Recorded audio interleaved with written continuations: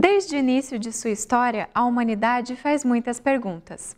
A sociedade atual também continua com suas indagações.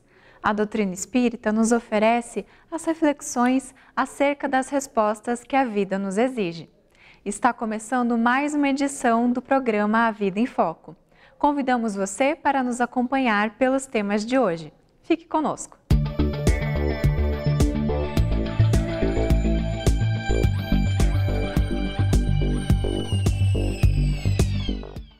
A parábola era a forma alegórica que Jesus usava para transmitir mais facilmente seus ensinos.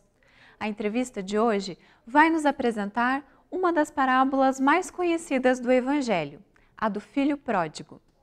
O que Jesus quis ensinar será objeto da entrevista de hoje.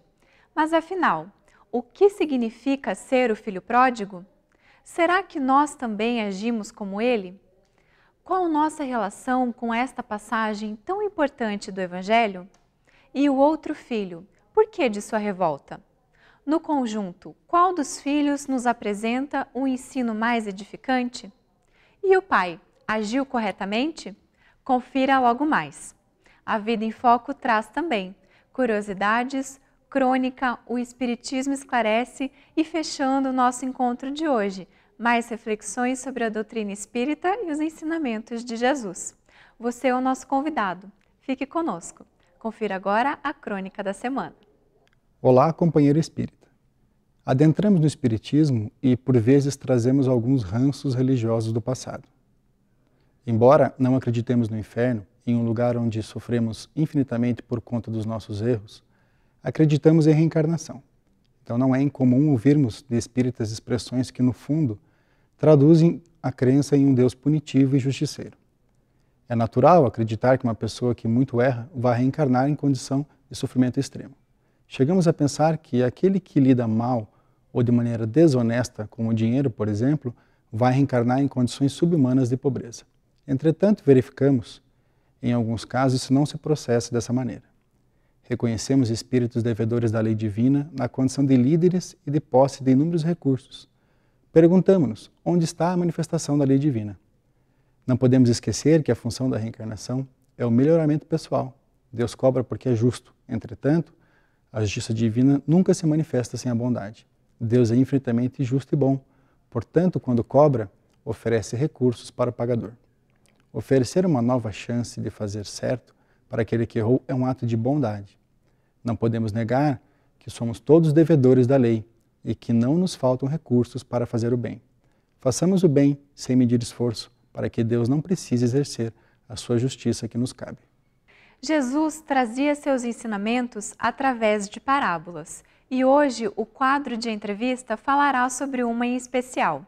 Um pai e dois filhos, personagem da parábola do Filho Pródigo. Acompanhe.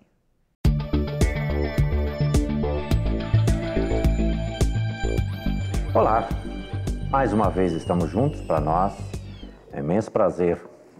Hoje vamos falar sobre uma parábola que é muito conhecida de todos, a parábola do Filho Pródigo. Conosco, Dineu de Paula.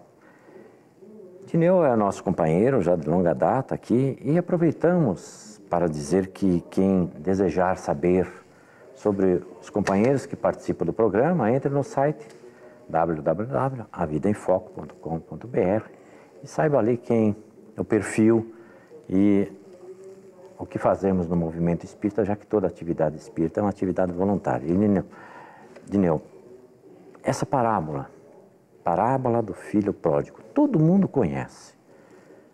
Há uma interpretação espírita para ela? Primeiro, é interessante fazer uma pequena reflexão, um pequeno esclarecimento a respeito do ensino mediante parábolas. Foi um recurso que Jesus utilizou de uma forma muito ampla, né?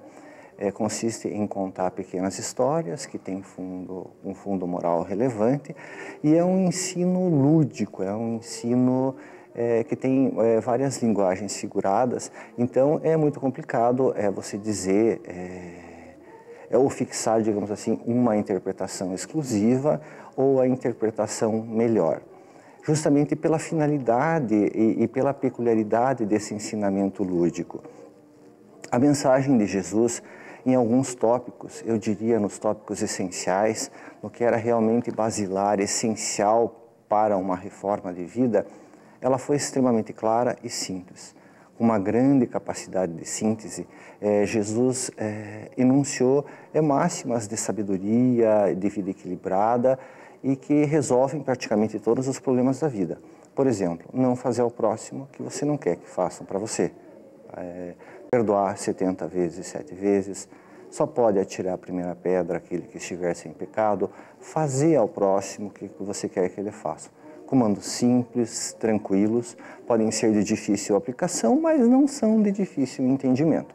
Então, a parte basilar da doutrina é muito simples, tá? É muito fácil de entender. Mas, ao mesmo tempo, Jesus, enquanto ser angélico, ele estava revelando uma doutrina celestial. E ele falava a um povo rude que não tinha condições de entender toda a grandeza da mensagem. Então, ele vestia com uma capa de alegoria e o conteúdo dessas mensagens ele vai se desvelando aos poucos. Então, conforme a humanidade amadurece, conforme os próprios homens vão passando as fases da sua vida, eles descobrem nuances novos e riquezas novas. E a respeito disso é interessante recordar que na segunda epístola universal, São Pedro diz que nenhuma profecia da Escritura é de particular interpretação. Então, é extremamente arrogante tentar fixar uma interpretação como sendo a melhor, a boa, dizer, olha, aqui Jesus quis dizer isso, entende? Porque se trata de um homem imperfeito tentando fixar o entendimento de um anjo, né? Sempre é temerário, né? De fato. Mas, ao mesmo tempo, o Espiritismo, ele trouxe luzes novas à humanidade, né? E com base nessas luzes e alguns princípios novos, como reencarnação, lei de liberdade, lei de causa e efeito, então é possível realmente você extrair uma mensagem bastante profunda dessa parábola, que ela tem 3 personagens principais, que seria o pai, o filho que ficou em casa e o filho que saiu de casa. Então eu diria que existe uma riqueza de interpretação que o Espiritismo dá. A parábola é do filho, parece que dá-se ênfase ao filho. E o pai? Como é que essa figura do pai está dentro desse contexto educativo? Porque, você acabou de dizer, tem um contexto moral, uma pedagogia essencialmente educativa. A proposta de Jesus é esta, figura do pai. Como é que está inserido nesse contexto? Uma pedagogia profunda, colocada em palavras simples, conforme Jesus conseguia fazer. Então, ali nós temos o pai que foi instado por um dos filhos a lhe fornecer um adiantamento de herança, para que ele saísse pelo mundo. E o pai acede, e o pai permite, divide os bens, dota aquele filho que quer dos bens e permite que ele vá pelo mundo, certo? E, ao mesmo tempo, permite que ele tenha todas as experiências que ele deseja ter e, ao mesmo tempo, quando esse filho resolve voltar para casa, ele o acolhe de braços abertos. E é possível ler uma interpretação muito óbvia, que esse pai é a divindade, é Deus, certo? O universo inteiro pertence a Deus. Então, Deus dota os seus filhos dos recursos mais variados, os espíritos, os talentos mais ricos e permite que eles tenham variadas oportunidades.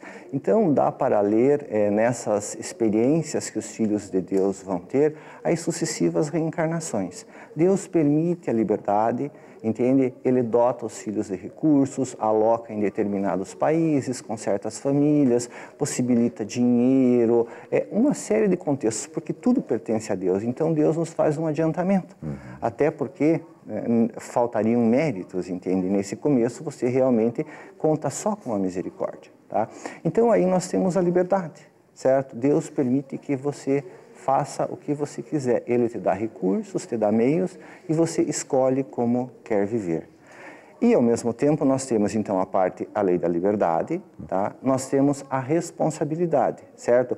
Que ele permitiu que o filho experimentasse as consequências do que fez, certo? O rapaz foi lá, dilapidou a herança, viveu loucuras sem fim e virou um miserável. Nisso aí você tem a liberdade e a responsabilidade, então eu diria a justiça.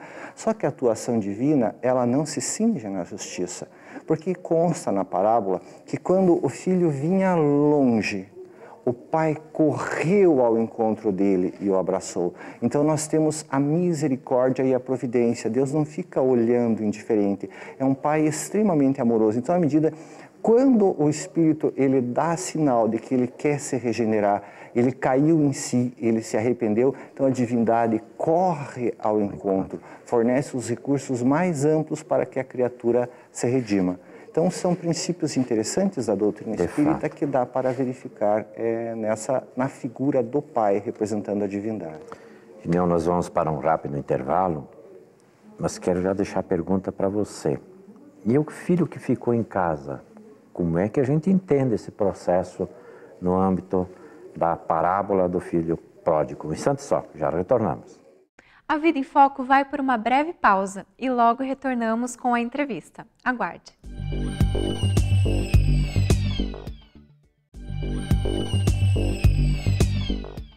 Retornamos com a segunda parte da entrevista de hoje e o tema é Um pai e dois filhos, personagens da parábola do filho pródigo. Acompanhe. Estamos de volta. Hoje o tema, com Dineu de Paula, é a parábola do filho pródigo. Dineu, e o filho que saiu de casa? Qual é o contexto educativo dentro dessa parábola, desse ensino de Jesus? Há lições muito importantes, até porque esse filho que saiu de casa, ele representa um contingente muito grande dos espíritos que são seduzidos, entende, por suas paixões, tá? E eles se decidem, no uso do livre-arbítrio, de gastar os tesouros que Deus lhes dá, tempo, variadas vidas, experiências afetivas, inteligência, tudo isso de uma forma, digamos, um tanto leviana, um tanto desastrada, né? E saem nessas encarnações desequilibradas, tá? Só que se for reparar a respeito do que se diz desse filho, que depois que ele dilapidou todos os seus tesouros, ele começou a experimentar as consequências daquele agir desequilibrado. Ele estava extremamente pobre, numa região assolada por miséria, e o recurso que ele achou foi cuidar de porcos, tá? Se formos recordar que se está tratando da cultura judaica, cuidar de porcos é uma coisa assim muito triste, tá? Então, aí nós podemos ver o papel das desilusões na vida humana, que às vezes as coisas não acontecem exatamente como a gente espera, mas isso é um processo de tomada de consciência dos próprios erros. Tanto que ali se fala que o jovem caiu em si, certo? Então é um processo de perceber a própria realidade, que a conduta indigna, a conduta desequilibrada, a falta de respeito ao próximo, a dilapidação de tesouros, a preguiça, não estudar, não trabalhar, tudo isso tem um custo. Só que é preciso que a criatura caia em si, um processo de tomada de consciência. E ao mesmo tempo ali diz que o rapaz lembrou como era boa a casa do pai. Como lá os mais ínfimos, os empregados mais ínfimos eram melhor tratados. E ali se diz que ele se levantou para ir ao pai. Então existe um processo também de assumir a responsabilidade e fazer um esforço para refazer o caminho. Afinal, foi um longo tempo indo e tem um tempo voltando. E também o rapaz não ficou esperando uma liteira de ouro buscá-lo, ele não mandou um recado para o pai, olha, eu quero voltar. Ele refez o caminho que ele refez na loucura, ele refez de volta, ele refez na penúria. Então, e ele assumiu essa responsabilidade dele. Então, essa seria a realidade da maioria dos espíritos encarnados na Terra, que dilapidaram os tesouros do tempo e que hoje fazem o caminho de volta. Só que é preciso recordar que tem de assumir a responsabilidade, não ficar se queixando pelas agruras da vida, porque afinal de contas há um pai que está esperando de braços abertos a hora que a jornada foi chegando perto do fim. E esse pai corre ao nosso encontro. Então é uma questão de ter disciplina nas dificuldades da vida, lembrando que é o caminho de volta ao equilíbrio, à paz de consciência de quem dilapidou. Às vezes o que a gente sente mais falta hoje foi o que a gente teve e não deu valor. Falamos de três atores nesse processo, né? Se é que assim a gente possa chamar, para contextualizar a questão. O pai, o filho que saiu de casa, mas tem o terceiro elemento, o filho que ficou em casa. Qual é o papel dele dentro desse contexto? O papel dele é meio feio, na verdade, né? Meio mesquinho, se for para ver bem. Porque em um primeiro momento ele era mais equilibrado, mais centrado, tanto que ele estava satisfeito com a disciplina da casa paterna e não almejava nada mais, entende? Então ele estava ali tranquilo, vivendo equilibrado, sob as asas do pai, e parecia ser uma pessoa digna. Só que ele foi colocado à prova quando o irmão retornou. O irmão retornou sofrido, retornou humilhado, e ele não soube ficar feliz com a alegria do irmão, certo? Então, esse filho, ele pode perfeitamente representar essas pessoas que são focadas em viver com dignidade, uma dignidade austera, mas que o seu viver não tem bondade. Como elas conseguem controlar algumas paixões, criticam severamente quem erra. Às vezes ficam até felizes com quem se acontece coisas ruins com pessoas que elas consideram desequilibradas. Então é um viver sem bondade. Se formos recordar, Jesus afirmou e resumiu a lei divina no amor. Amor ao próximo como a si mesmo e ao Pai sobre todas as coisas. Então nós vemos que a lei divina, o que deve trazer felicidade é o amor. Então, essa vivência, ela é incompatível com um coração ressentido, um coração mesquinho. Não basta viver com dignidade, é preciso que o viver também tenha bondade. Afinal de contas, é diferente você reprovar uma conduta equivocada, você reconhecer que determinado agir é equivocado e você ter ódio e desejar o mal de quem cai. A lei divina é perfeita, ela cuida de todos. Ela dá a resposta perfeita para cada conduta e Deus tem condições de educar todos os seus filhos. O papel dos homens entre si é o da fraternidade. Sim. É preciso aprender a ser feliz com a felicidade do outro. Do outro também. Contextualizando, Dineu, para fechar o nosso tempo, em que momento a sociedade atual, o planeta Terra, pode ser colocado dentro desta parábola? Como é que a gente pode entender o ensino de Jesus no momento em que nós estamos vivendo? Do egoísmo, do filho que retorna à casa, do filho que ficou no lar. Como é que a gente pode se olhar nesse aspecto, nesse contexto existencial presente? Que as parábolas, elas são atemporais, justamente porque elas retratam o velho drama da humanidade com os seus vícios.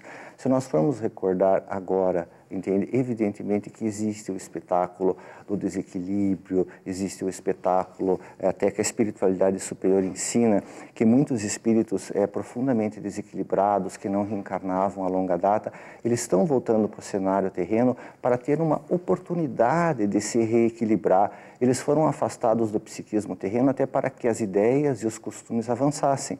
Mas a misericórdia divina possibilita que nesse momento em que a humanidade deve se melhorar em caráter definitivo, a Terra deve progredir na escala dos mundos, virar um ambiente pacífico, a divindade permite que esses filhos voltem ao cenário terrestre.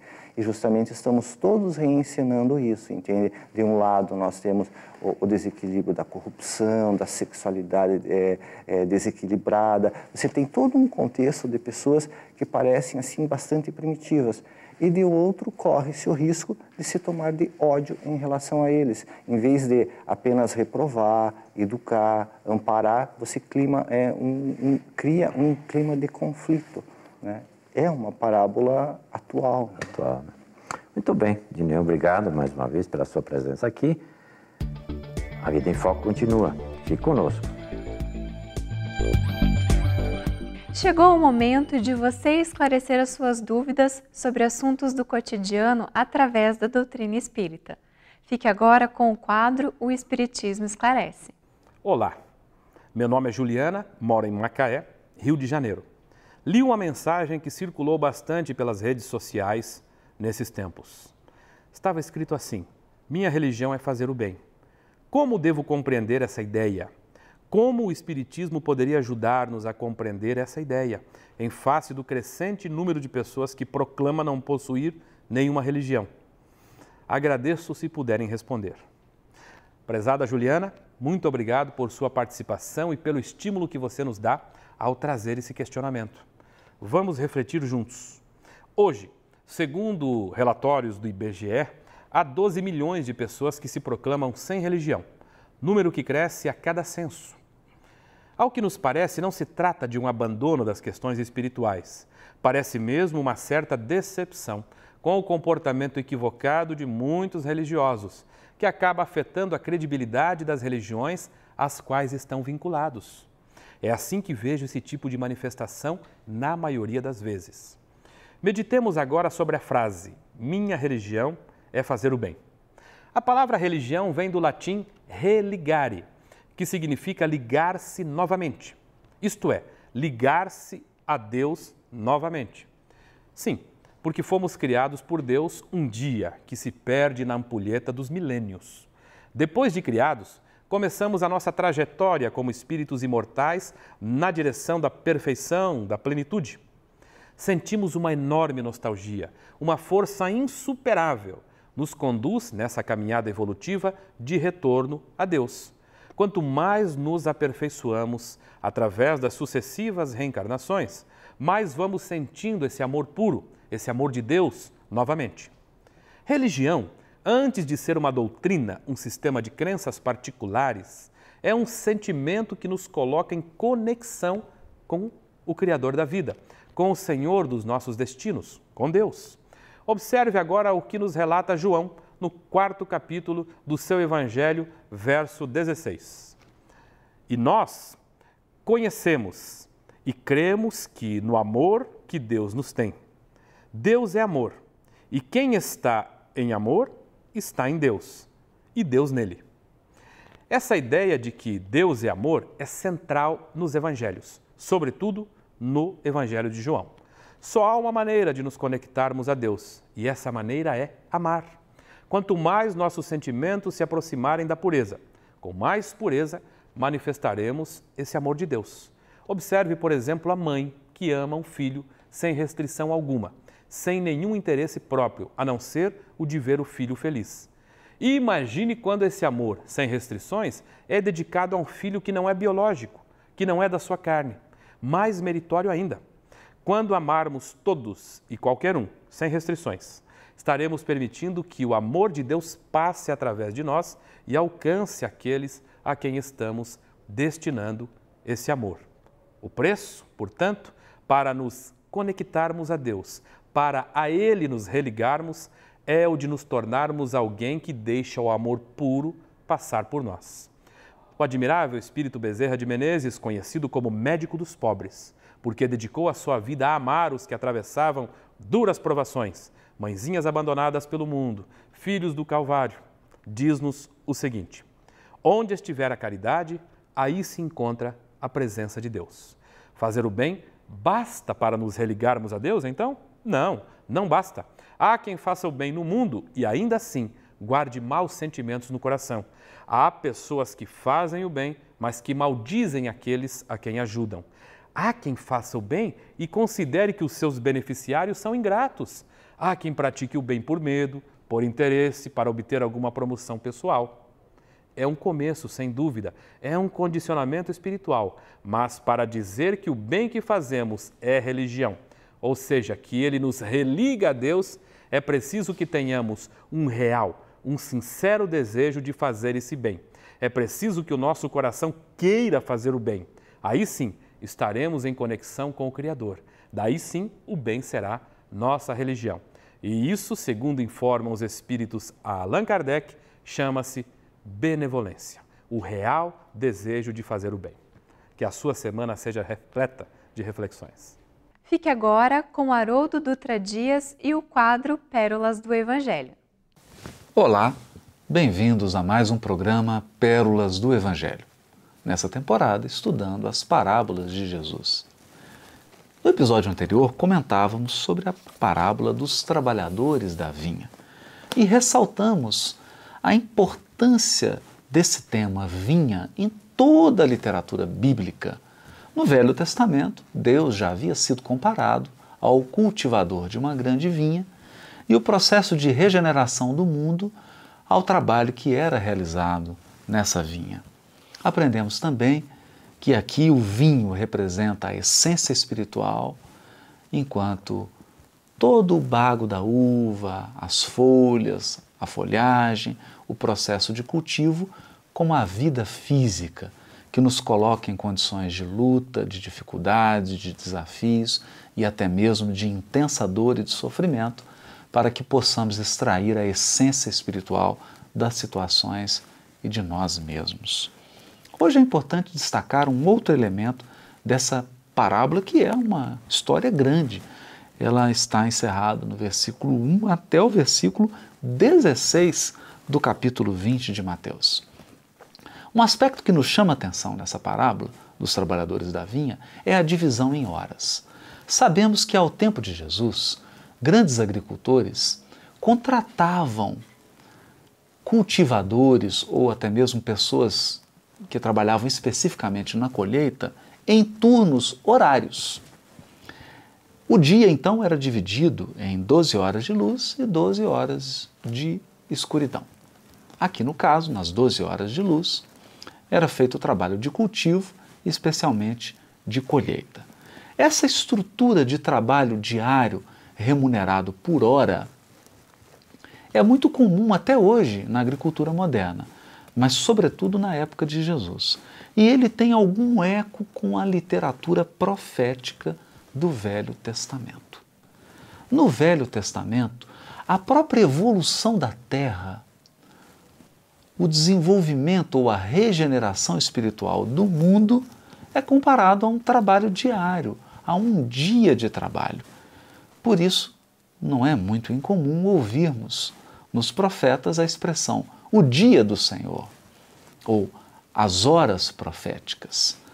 Em Isaías, Jeremias, Ezequiel, mesmo no Apocalipse, vemos reiteradas vezes essa referência às horas do dia como representando momentos muito específicos de um grande ciclo. Como Jesus compara o reino dos céus a esse trabalho na vinha, mas chama a atenção à divisão das horas e aos trabalhadores que são chamados por turnos, especialmente aqueles que foram convidados para a última hora, temos que dar uma atenção a esse detalhe, para compreender que Deus está sim regenerando o mundo, está sim regenerando o coração de cada um de nós, mas isso não se faz de um momento para o outro. Isso reclama muitas horas. É claro que nós estamos falando de horas compostas de 60 minutos, mas de diversos ciclos evolutivos, alguns durando milhares de anos, sem os quais não é possível atingir os fins, que é o vinho da espiritualidade que será extraído tanto da terra quanto de cada um de nós. Então, prestar atenção nesse elemento das horas e na importância do trabalho realizado em cada hora específica, porque cada hora tinha um propósito, em cada hora era desenvolvida uma atividade especial. Até o próximo episódio. A Vida em Foco volta na semana que vem com mais novidades. As suas sugestões são muito importantes para o nosso programa e você pode enviá-las através do e-mail contato@vidaemfoco.com.br. Se você perdeu alguma edição anterior do programa, acesse o site www.avidaemfoco.com.br. Curta a página no Facebook A Vida em Foco e acompanhe a produção do programa. Agradecemos muito a sua companhia. Tenha uma ótima semana e até o próximo programa. Tchau!